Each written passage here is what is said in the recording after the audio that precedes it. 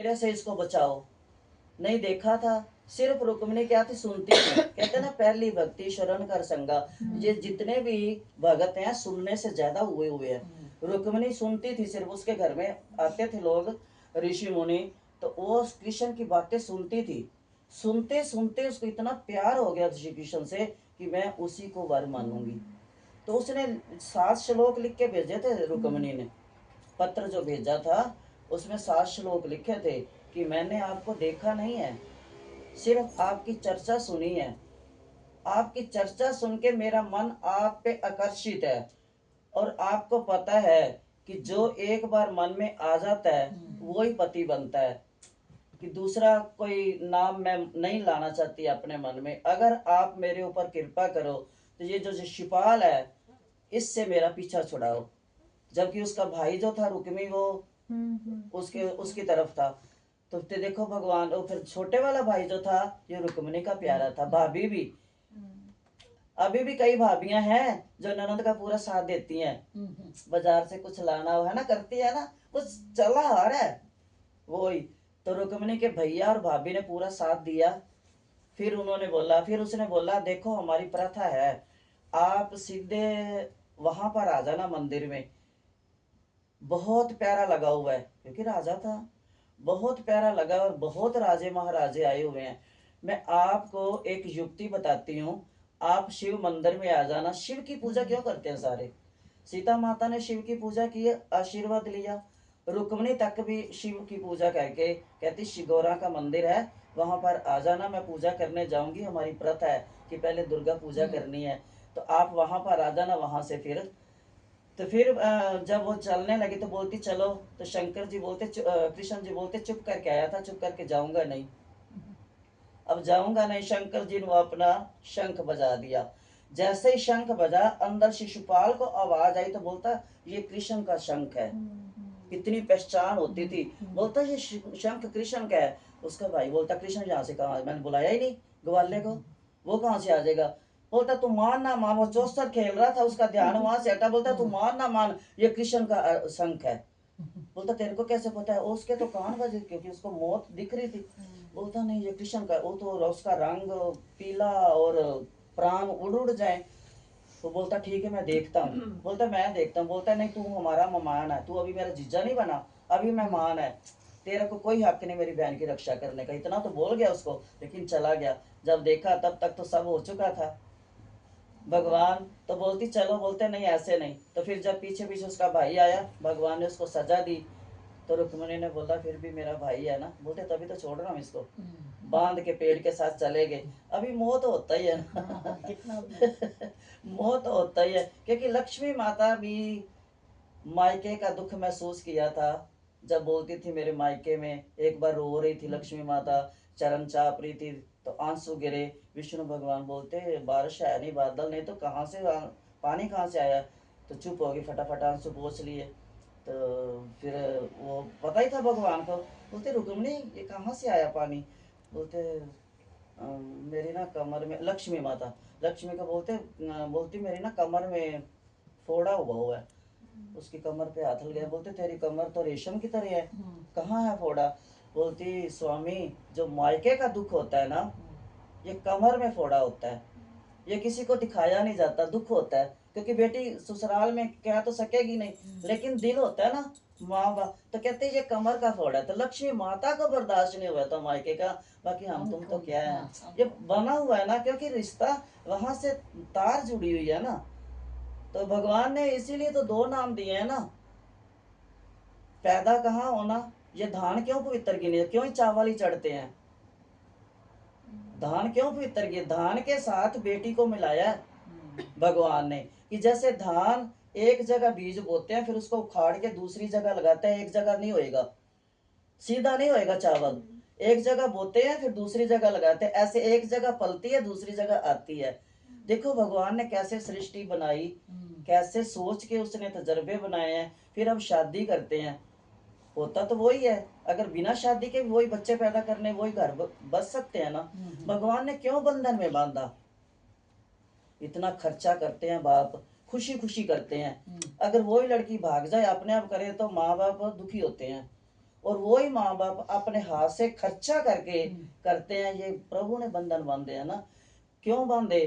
भगवान ने सोचा कि अगर अपने आप शादियां करेंगे तो जैसे वो बोले कि अगर सारे मर गए तो स्त्रियां वो हो जाएंगी। गीता में है ना, भगवान कहते हैं ऐसे। भगवान ने कहा कि अगर अपने आप शादियां करते जाएंगे, मनमाने बच्चे पैदा किए, छोड़ दे, दूसरी कर ली, तीसरी कर ली, जो बच्चे पैदा होंगे उनकी रक्षा कौन करेगा? तो इनको ऐसे बंधन में बांधो कि जो अपने बच्चे आप पाल ले। अब चाहे देखो माँ मजदूरी करे, किसी के घर बर्तन साफ करके भी अपने बच्चे पालेगी। इतना खर्चा करके शादी करने की प्रथा भगवान ने इसलिए बनाई थी कि बंधन में जो बंधे हुए बच्चे होंगे ना, वो माँ बाप अपना फर्ज समझ के करेंगे, और फिर वो जब बूढ़े होंगे वो बच्चे अपने माँ बाप को संभाल लेंगे। अगर वो अवांछित बच्चे होंगे, उनके लिए कौन माँ कौन बाप, बच्चे भी रोले और बुढ़ापा भी रोला। तो कितना सोच के भगवान ने ये शादी की प्रथा चलाई थी। और फिर भोले बाबा ने करके दिखाई कि ऐसे शादी हो। आजकल हम दूसरी तरफ फेरे कर देते हैं। भोले बाबा ने शादी करके, रुक्मिणी ने शादी करके बताया था कि फेरे अग्नि के सामने ही हो, फेरे वैदिक होने चाहिए। वही शादियां भरपूर होती हैं जो अग्नि को साक्षी मानकर चार तरफ फेरे लेते हैं, सात लावा, वही असली शादी कंप्लीट होती है। दिखाया हुआ है उन्होंने करके। तो ये जो भगवान की माया है, भगवान की शक्ति जो है, ये अर्जुन को इसलिए बोला था कि अर्जुन को घमंड ना आए। अर्जुन मेरे भरोसे ही ना बैठा रहे कि कृष्ण मेरे साथ है, इसको कि मेरे को मेहनत करने की जरूरत नहीं है। अगर हम बोलेंगे हमारे को भक्ति छोड़नी नहीं चाहिए, अगर हम बोले गीता पूरी याद हो गई है तो बस हो गए फ्री, हमने पूरी भक्ति कर ली, नहीं, ये नहीं छोड़ना। ये कृष्ण ही सिखाते हैं अर्जुन को। ये मत सोच के बैठ कि कृष्ण मेरे साथ हैं, युद्ध हो जाएगा, जा मेहनत कर, खाली क्यों बैठा हुआ है, भक्ति कर, वहां से शक्ति लेके आ। ये जो भद्रकाली का है ना कुरुक्षेत्र में, वहां पर भगवान ने पूजा की, जो शतानेश्वर है, आज कुरुक्षेत्र के सदनेश्वर को भी याद करते हैं और पेवे के हरणेश्वर को भी। वो स्थानेश्वर महादेव की वहाँ श्री कृष्ण ने जल चढ़ाया हुआ है। और हरनाए वाला भी जो उसको ना बहुत गहरा है, लोगों ने सोचा इसको थोड़ा ऊंचा कर देते हैं। इतनी खुदाई करी, इतनी खुदाई करी, उसका आता पता ही नहीं मिल रहा था, खून निकलने लगा, नहीं से छोड़ दिया। फिर वहीं उसका पूरा फिर वहीं स्थापित कर दिया, वहीं ऐसे नीचे जाके। अब तो बहुत सुंदर बन गया। अब दरवाजा ऊंचा कर, जब पहले नीचे जाते थे ना सिर थोड़ा, अब तो पूरा फिर उखाड़ नहीं सका कोई भी, क्योंकि वहाँ शंकर भगवान ने खुद आके दर्शन दिए हुए भगवान को, एक पल नहीं लग रहे थे। तो भगवान ने वो बोला कि तू टाइम ऐसे जब बैठ जाते, कहते ना अब फौज में है, कोई काम नहीं ना होता तो खड्डे खुदवाएंगे, बोले खोद दो, फिर बोलेंगे इसको भरो, कि खाली ना बैठे। खाली बैठने से सुस्ती आती है।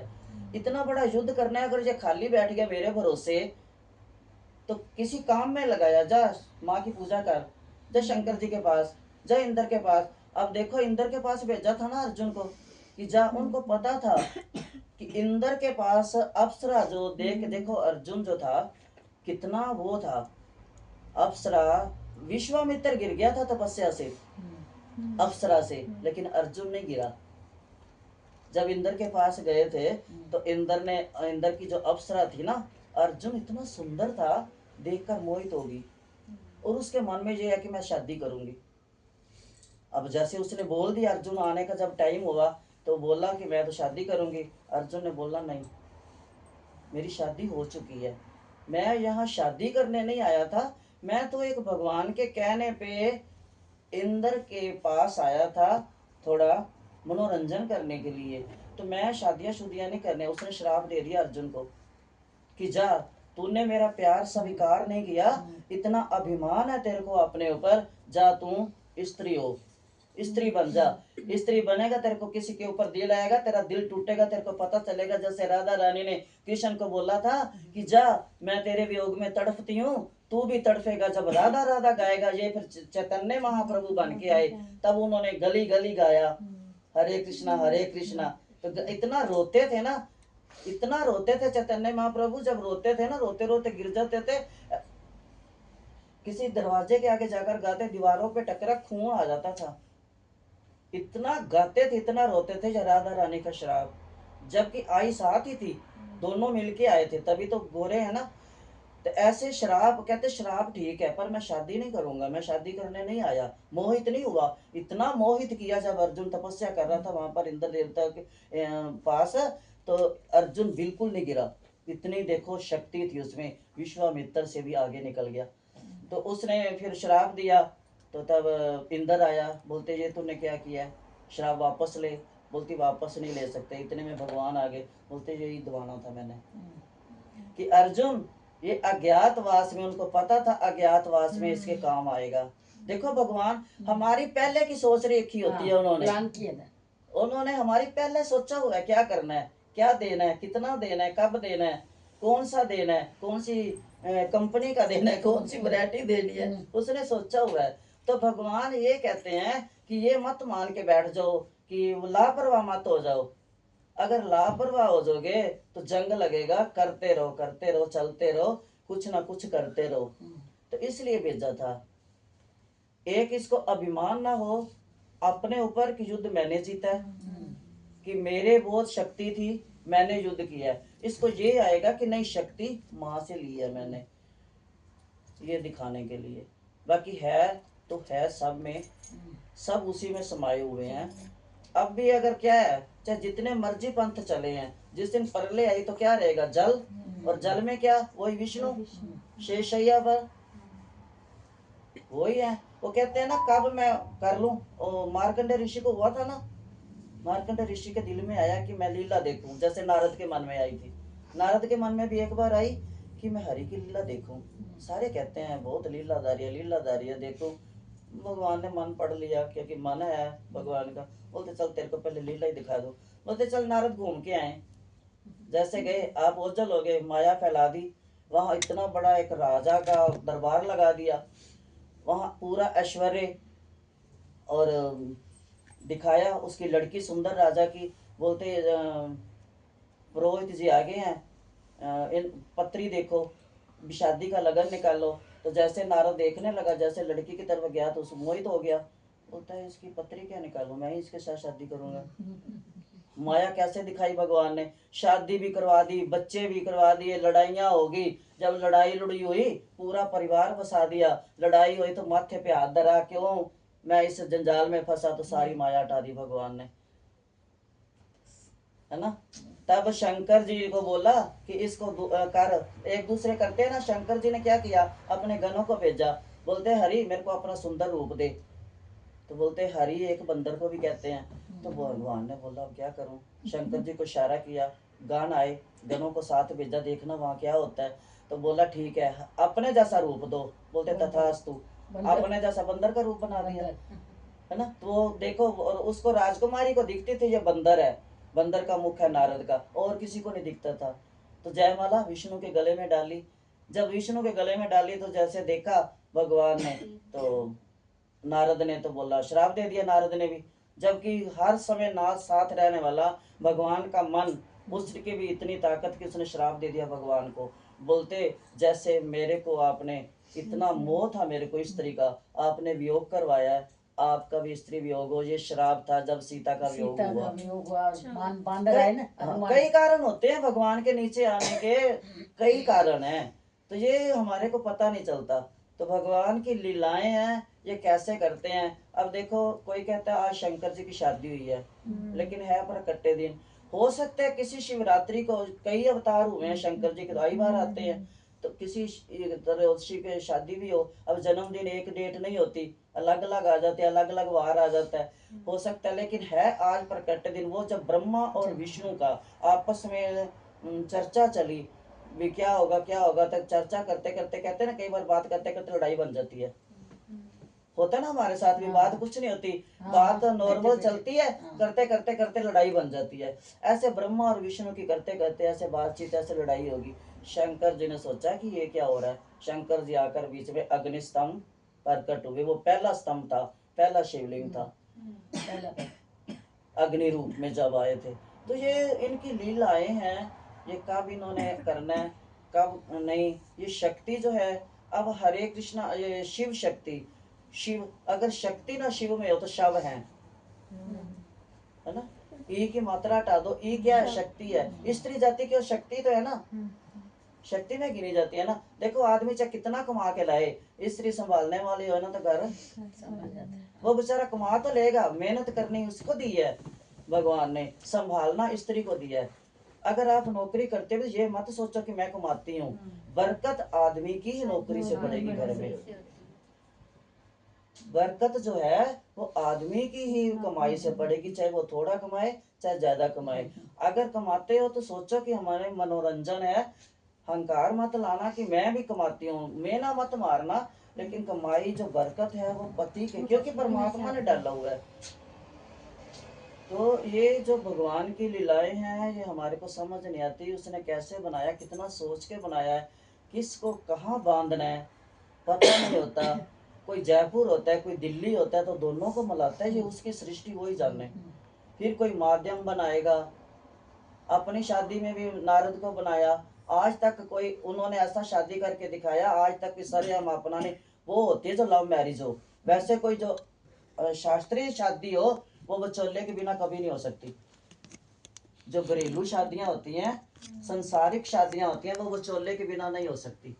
आज भी अपने मनपसंद की तो चाहे हो जाए, लेकिन जो संस्कृति है वो शादी विचोले के बिना, कोई ना कोई विचोला बीच में जरूर बनेगा। क्योंकि ये शंकर जी ने अपनी शादी करके नारद मुनि को विचोला बना के दिखाया है। कोई ना कोई बताने वाला मिलेगा कहाँ पैदा हुआ, और जब फिर वो बिछड़ते हैं फिर उनको पता होता है ये उस घर में पैदा होगा, ये उस घर में पैदा होगा, फिर कैसे बंधन बांधते हैं, कैसे पता नहीं उसकी लीला क्या से क्या कर देते हैं। ये हैं उनकी लीलाएं और उनके गुण। अब जल चढ़ा लो। कितने बजे हैं? 12 से ऊपर हो, जल चढ़ाने का हो गया। नहीं कितना 12 10 12 10 12 15 हो गया। 12